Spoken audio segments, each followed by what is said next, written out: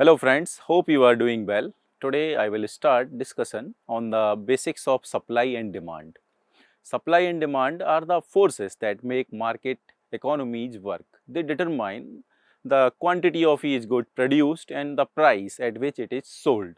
So there are many factors, events and policies that affect the price of the product. You can observe that government frames the policies, but how these policies will affect the supply and demand is also taken care by the policymaker. So if you want to know how any event or policy will affect the economy, you must think first about it, how it will affect supply and demand. So in this video, we will see how supply and demand determine prices in a market economy and how prices in turn allocate the economy's scarce resources. In economics, the term market is a group of buyers and sellers of a particular good or service. Dear friends, so far we have discussed few terms like market, buyers, sellers, demand and supply. Let us start our discussion from the first term, that is market. So, market is a group of buyers and sellers of a particular good or service, while the terms supply and demand refer to the behavior of people as they interact with one another in markets.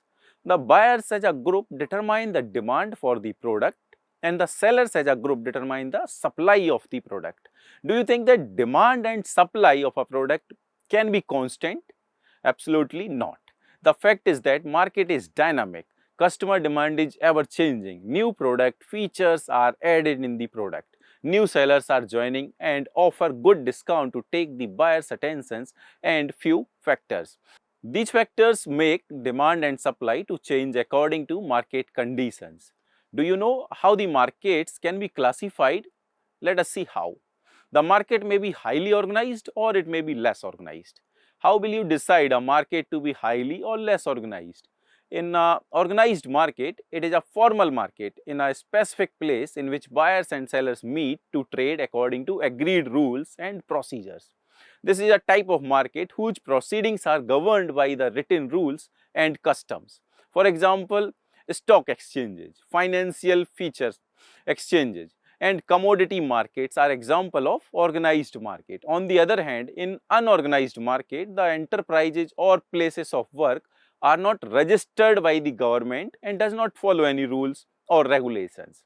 As we know that if we are assuming a market, then there will be the competition between the sellers.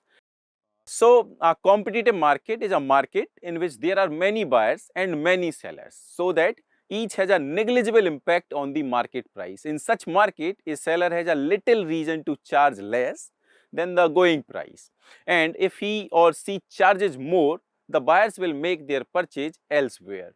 Similarly, no single buyer or ice cream seller can influence the price of ice cream because each buyer purchases only a small amount. Do you know what are the unique features of a perfectly competitive market? First characteristic is that in perfectly competitive market, the goods offered by sellers are exactly same. And second characteristic is that the buyers and sellers are so numerous that no single buyer or seller has any influence over the market price. You can argue that these characteristics can never exist, but this assumption simplifies the problem significantly and gives us a natural place to start. So far, we have discussed market, characteristics of the perfectly competitive market, etc. So, can you answer the following two questions now? The first question is, what is market? And second question is that, what are the characteristics of a perfectly competitive market? So far, we have discussed the concept of market, characteristics of a market, and so now we will move to demand concept. One thing we should keep in mind is that demand is different from the desires. We cannot purchase whatever we desire. So, what is necessary to count it as demand? That is, the consumer or customer should have the money with him to purchase it, and absolutely the want for the product should be there. Or you can say it is the willingness to purchase a certain quantity of good or service at a particular price in a defined time bracket, and it should be backed by the ability to purchase. So, demand has willingness to purchase, it has defined quantity, certain price, ability to purchase, time period. For example, you can say that Mr. Amit Kumar wants to purchase one TV at rupees 50,000 at last of this year, and he is having 10 lakh or 1 lakh rupees in his bank account. So in this example, quantity of product is there, and that is backed up by the money in the bank. Price of the product is there, willingness is there, and time is also there. So we can call it as a demand. Now we will discuss about the individual demand, market demand, and aggregated demand. In individual demand, it is the quantity of a good that an individual is willing to purchase at a certain price over a given time. And market demand is the total quantity of a good that is demanded by all the individuals in the market at a certain price over a given time. Hence, the aggregate demand is the sum of the demands by all the consumer of the product. In the beginning of this video, we discussed that the demand is ever changing. So obviously, certain factors will affect the demand. Now we will discuss these factors that affect the demand, and these factors are the own price of the product, price of other related goods that we call as substitute and complementary goods, and income of the consumer, taste and preference of the consumer, income and wealth distribution, expectations, climate and weather. Like in cold areas, the demand for the woolen clothes will be high, and in rainy areas, the demand for the umbrellas are few examples which defines the demand. Now there exists a relationship between a demand and demand for a good and the price of the good. Ceteris paribus, d dx equal to function of px, po, y and t, where d dx is the demand for good x and px is the price of good x, po is the price of other goods, y is the income of consumer, and t is the taste and preference of the consumer.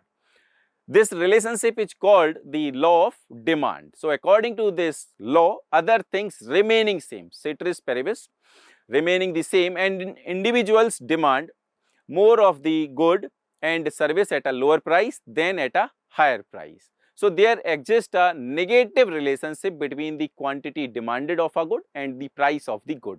Assuming that the price of other goods, income of the consumer, and taste and preference of the consumer remain the same. Now we will discuss another concept of demand, that is demand schedule. A demand schedule depicts the quantity of the good which is demanded at each price, assuming that the price of other goods, income of the consumer, taste and preference of the consumer will remain the same. That is called ceteris paribus. That is one assumption. So economists use the term ceteris paribus to signify that all the relevant variables except those being studied at that moment are held constant. The Latin phrase literally means other things being equal or constant. You may come across a question that why does the demand curve slope downward? As we have discussed that at higher prices, lower quantity will be demanded, and at lower prices, high quantity will be demanded. That is the reason the demand curve slope downwards. And again one term is there, that is ceteris paribus. It means other things remaining constant. Lower prices means a greater quantity demanded, and the demand curve is downward sloping as it shows the inverse relationship between the price and the quantity of a good. So we have discussed that price is one factor on which the demand depends. Now we will discuss another factor, income, on which the demand for a product may depend. If the income of an individual increases, then the purchasing power of that individual will also increase and his demand for the product will increase. There may be a second case. If the price of the good falls, then there will be an increase in the real income of the consumer. Relative income of the consumer will increase, and therefore the demand for the product will increase. Now we will move to next factor that may affect the demand, that is substitution product or substitution effect. We know that in market the customer has option or choices. So obviously the price increment of a product will drive the customer to other product or substitute products. As far as the substitution effect is concerned, when the price of a good falls, there is an increment or increase in the relative price of the other goods. Hence, the consumer's demand for the substitute good increases as the relative price of the substitute goods falls. So in this video, I am stopping my discussion here. In the next video, I will explain the law of diminishing marginal utility. Thank you friends for listening. Thank you.